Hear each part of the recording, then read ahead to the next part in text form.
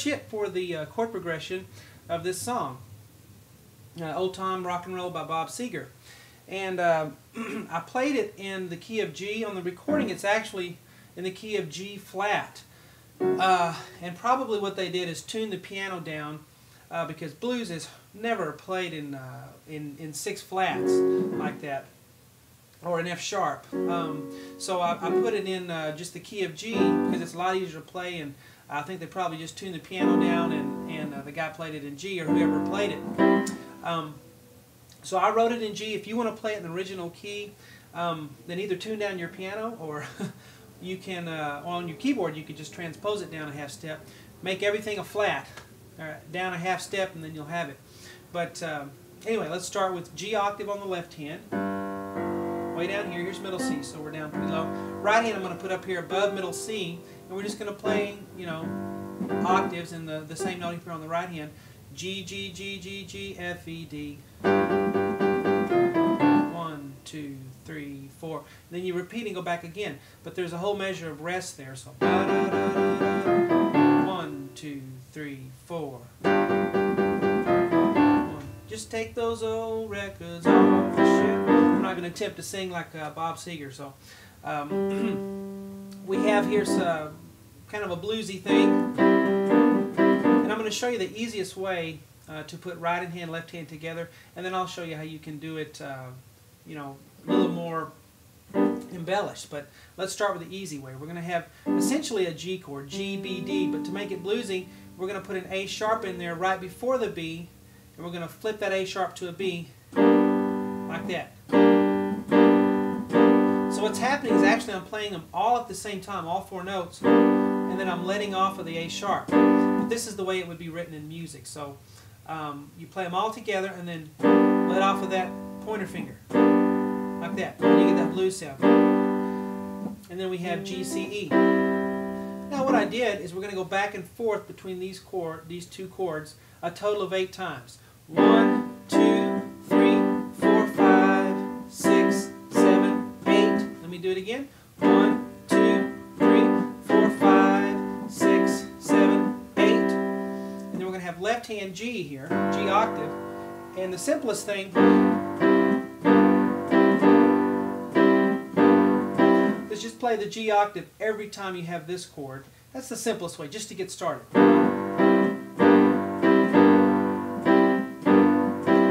Okay? And then we'll go back and I'll show you how to embellish that if you're able to do that. But let's go to the next chord. We have G.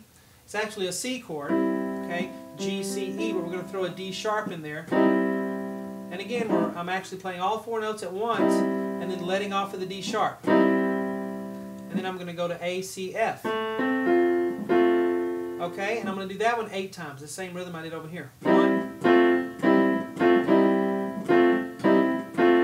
Okay? And left hand's on a C octave. So same rule applies, just play the C octave every time you have this chord. 1, 2, 3, 6, 7. Okay, next chord, we have essentially a D chord, D, A, F sharp here, D, A, F sharp, and you have the F as well. Play them all together and then let off the thumb this time. You have to finger it that way because of the black key there. So let off the thumb, don't hold it down, and then we go to G, B, D. We're going to do that 8 times. And D octave in the left hand, do this D octave or this one down here. In the same way, 8 times. 1, 2, 3, 4. Sorry about that. I had a video just finished compressing. But 1, 2, 3, 4, 5, 6, 7, 8. Or maybe the low octave sounds better. And then we're going to go back to the G chord. Same thing we did here. G, A sharp, B, and D. But I'm only going to do it 5 times. 1, 2, 3, 4, 5. Then I'm going to show you this thing that the piano does. It doesn't do it the first time, but it does it later on in the song, so I thought I would throw it in now so you could see what happens. But 1, 2, 3, 4, 5. Just automatically go to a D octave here, and then we're going to go. So the right hand's doing D octave, D octave, D octave, D octave, and then an E octave, and then a G octave. And left hand's on just a D octave down here. Bum, bum, bum, bum, bum, bum. So you play play left by itself and then play them together. And then guess what? Back to here. And it does this chord progression over and over and over again.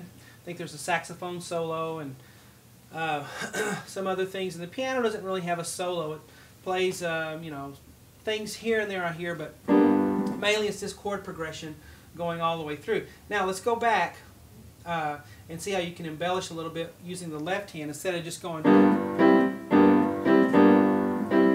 maybe something.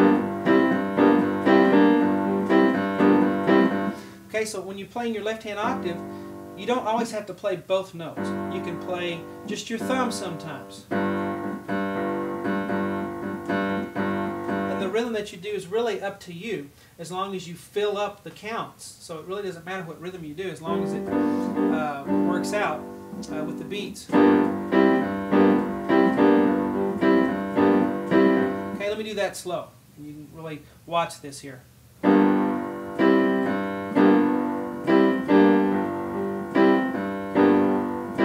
Okay, so I'm just adding a thumb note in between.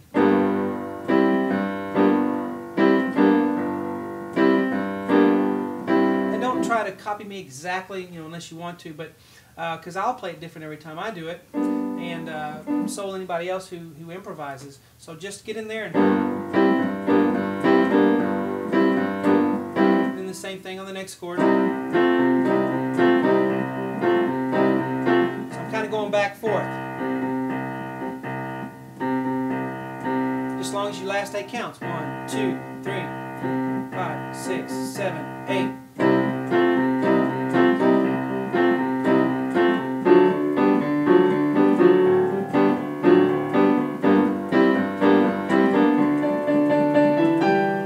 And just over and over and over again for that chord progression. So hopefully that will help you some on playing your chords and improvising.